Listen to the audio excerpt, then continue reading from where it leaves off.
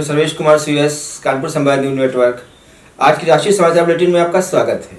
भारतीय रेलवे ने राजस्व जुटाने की अपनी कोशिशों के तहत हावड़ा स्टेशन के पास की अपनी एक बड़े मौके की जमीन आवासीय सह व्यावसायिक भवनों के विकास के लिए 99 वर्ष के पट्टे पर लीज पर देने का फैसला किया है। यह भूमि हावड़ा स्टेशन से 1.5 किलोमीटर दूर है और 20 मीटर चौड़े राजमार्ग पर स्थित है। रेलवे ने बताया कि यह भूखंड 88,300 वर्ग मीटर का है और हुगली नदी के किनारे है। इसका नीलामी मूल्य 448 करोड़ रुपए रखा गया है। चीन यानी ड्रैगन अपनी चाल से बाज नहीं आ रहा है। वह सिक्किम, नाकुला दर्रा और पूर्व लद्दाख में वास्तविक नियंत्रण रेखा LAC के पास कंक्रीट के स्थायी बंकर बना रहा है। चीन की इस चालाकी के सामने आने के बाद भारतीय सुरक्षा एजेंसियां अलर्ट मोड में आ गई हैं। इन बंकरों में चीनी सेना जल्द तैनात हो जाएगी, जिनके जरिए वह भारत में घुसपैठ की कोशिश कर सकता है। देश में लगातार बढ़ते ड्रोन हमलों को लेकर नागरिक उड्डयन मंत्रालय ने ड्रोन नियम 2021 से जुड़ा मसौदा जारी किया है। इस पर 5 अगस्त तक नागरिक उड्डयन मंत्रालय ने अहम सुझाव मांगे हैं, जिसमें आम जनता से भी सुझाव मांगे गए हैं। अधिसूचित होने के बाद ड्रोन नियम 2021 UAS नियम 2021 का स्थान लेगा। उत्तर प्रदेश में अब डीजे पर रोक नहीं लगेगी। सुप्रीम कोर्ट ने इलाहाबाद हाई कोर्ट के उस आदेश को आज पलट दिया, जिसमें 20 अगस्त 2019 में हाई कोर्ट ने डीजे पर प्रतिबंध लगाते हुए कहा था कि डीजे से ध्वनि प्रदूषण होता है, यह अप्रिय कर्णप्रिय संगीत है। डीजे ऑपरेटर विवाह, जन्मदिन, पार्टी और खुशी के मौकों पर अपनी सेवाएं देकर रोजी रोटी कमाते हैं। हाई कोर्ट के आदेश से उनकी आजीविका पर संकट पैदा हो गया है। यह उनके मौलिक अधिकारों का हनन है। जस्टिस विनीत सरण और दिनेश माहेश्वरी की खंडपीठ ने कहा कि इस पर कानून के तहत रोक नहीं लगाई जा सकती है। देश में कोरोना महामारी की दूसरी लहर एक बार फिर से रफ्तार पकड़ रही है। मंगलवार को 4 माह बाद सबसे कम 31,443 नए मरीज मिले थे, लेकिन बुधवार से कोविड मामलों में एक बार फिर से वृद्धि जारी है, जिन्हें तीसरी लहर से जोड़कर देखा जा रहा है। गुरुवार को बीते 24 घंटे में 41,806 नए कोरोना मरीज मिले और 581 लोगों की कोरोना से मौत हो गई। बुधवार को 624 लोगों की कोरोना से मौत हुई थी। काशी की जनता को सौगात देने के बाद प्रधानमंत्री दिल्ली लौटे और उन्होंने राष्ट्रपति से मुलाकात की। यह मुलाकात संसद के मानसून सत्र में उठने वाले महत्वपूर्ण मुद्दों को लेकर हुई। 19 जुलाई से शुरू होने वाला मानसून सत्र 13 अगस्त तक चलेगा। इस सत्र में 3 अध्यादेश तथा 17 विधेयक पेश होंगे। हालांकि सत्र के काफी हंगामेदार रहने के आसार हैं। पेंशनरों के हित में केंद्र सरकार ने एक महत्वपूर्ण फैसला लिया है।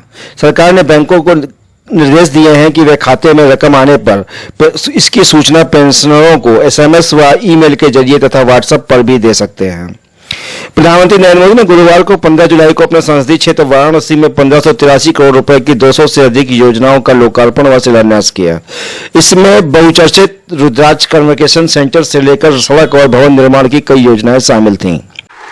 साथियों, भारत और जापान की सोच है कि हमारा विकास हमारे उल्लास के साथ जुड़ा होना चाहिए। ये विकास सर्वमुखी होना चाहिए, सबके लिए होना चाहिए और सबको जोड़ने वाला होना चाहिए। हमारे पुराणों में कहा गया है, तत्र अश्रु बिंदु तो जाता महारुद्राक्ष तक्षकाः मम आज्ञया महासेन सर्वेषां हित काम्या, अर्थात सबके हित के लिए, सबके कल्याण के लिए भगवान शिव की आंख से गिरी अश्रु बूंद के रूप में रुद्राक्ष प्रकट हुआ। शिव तो सबके हैं, उनकी अश्रु बूंद मानव मात्र के लिए स्नेह का, प्रेम का प्रतीक ही तो है। इसी तरह ये इंटरनेशनल कन्वेंशन सेंटर रुद्राक्ष भी पूरी दुनिया को आपसी प्रेम, कला और संस्कृति के जरिए जोड़ने का एक माध्यम बनेगा। और काशी का तो बात ही क्या, काशी तो वैसे भी दुनिया का सबसे प्राचीन जीवंत शहर है। शिव से लेकर सारनाथ में भगवान बुद्ध तक काशी ने अध्यात्म के साथ साथ कला और संस्कृति को सदियों से संजो कर रखा है। आज के समय में भी तबला में बनारस बाज की शैली हो, ठुमरी, दादरा, ख्याल, टप्पा और ध्रुपद हो, धमार, कजरी, चैती, होरी जैसी बनारस की चर्चित और विख्यात गायन शैलियां हो, सारंगी और पखावज हो या सहनाई हो, मेरे बनारस के तो रोम रोम से गीत, संगीत और कला झरती है। यहां गंगा के घाटों पर कितनी ही कलाएं विकसित हुई हैं, ज्ञान शिखर तक पहुंचा है और मानवता से जुड़े कितने गंभीर चिंतन इस मिट्टी में हुए हैं। और इसलिए बनारस गीत संगीत का, धर्म अध्यात्म का, ज्ञान विज्ञान का एक बहुत बड़ा ग्लोबल सेंटर बन सकता है। वाराणसी से पूर्व कांग्रेस सांसद डॉक्टर राजेश मिश्रा ने पत्रकारों से बताया कि चुनाव के अंतिम समय में इस तरह की योजनाओं का लोकार्पण शिलान्यास करके पीएम सीएम केवल अपनी सत्ता बचाने की कोशिश कर रहे हैं। शायद वे यह भूल गए हैं कि इसी वाराणसी में मात्र 2 माह पूर्व कोरोना से मौत का तांडव हो रहा था। लोगों को अस्पताल में दवाएं, बेड, ऑक्सीजन, डॉक्टर तक नहीं मिल रहे थे। वाराणसी के आदिकेश्वर घाट में आज भी सैकड़ों कोरोना पीड़ितों के शव और कफन सरकार से यही सवाल पूछ रहे हैं कि उस समय उनका सांसद यानी मोदी जी कहां थे। पश्चिमी यूरोप में इस समय रिकॉर्ड तोड़ बारिश हो रही है, इसका कहर भी चारों तरफ दिखाई दे रहा है। जर्मनी में भारी बारिश के बाद आह नदी में बाढ़ आने से अब तक कम से कम 42 लोगों की मौत हुई है। कई लोग लापता हैं। लोगों के घर और गाड़ियां बाढ़ में बह गई हैं। विश्व युवा कौशल दिवस के मौके पर प्रधानमंत्री नरेंद्र मोदी ने कहा कि युवा कौशल आत्मनिर्भर भारत का आधार है।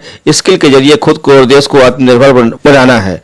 वर्ल्ड यूथ स्किल डे के 6 वर्ष पूरा होने के बाद पीएम मोदी ने युवाओं को संबोधित किया। दुनिया के लिए स्किल डिमांड की कमी को भारत पूरा करने में सक्षम है। सुप्रीम कोर्ट ने कहा कि राजद्रोह कानून का प्रयोग अंग्रेज गांधी जी व लोकमान्य तिलक के खिलाफ करते थे। क्या आजादी के 75 साल बाद भी हमें ऐसे कानून की जरूरत है? चीफ जस्टिस एनवी रमन्ना ने कहा कि केंद्र सरकार अंग्रेजों के दौर के इस कानून को हटा क्यों नहीं देती। हालात इतने खराब हो गए हैं कि कोई सरकार या पार्टी किसी की आवाज न सुनना चाहे तो वह उन लोगों के खिलाफ इस कानून का इस्तेमाल कर सकती है। आईपीसी की धारा 124A देशद्रोह के मामले में सजा तय करती है। इसके तहत अधिकतम उम्र कैद की सजा का प्रावधान है। एक रिसर्च में यह खुलासा हुआ है कि देश में 2010 से 2020 के बीच 11,000 लोगों के खिलाफ देशद्रोह के 816 केस दर्ज किए गए। इनमें 65% मामले मोदी सरकार के कार्यकाल में दर्ज हुए हैं। 2014 के बाद ही ये मुकदमे लिखे गए, जो इसके दुरुपयोग का स्पष्ट संकेत है। विधि आयोग ने भी कहा था कि सरकार का तख्ता पलट जैसी कोई कार्रवाई हो तभी देशद्रोह कानून का उपयोग होना चाहिए। मौसम विभाग ने कहा है कि आने वाले 4-5 दिन में दिल्ली में मध्यम बारिश होगी, तो वहीं हिमाचल प्रदेश, उत्तर प्रदेश और उत्तराखंड में भारी बारिश हो सकती है। पंजाब और हरियाणा में अलग अलग इलाकों में हल्की सी तेज बारिश हो सकती है। वहीं राजस्थान के कुछ जिलों में बादल गरजने के साथ आकाशीय बिजली गिरने का अनुमान है। बुलेटिन में बस इतना ही। धन्यवाद, नमस्कार, शुभ रात्रि।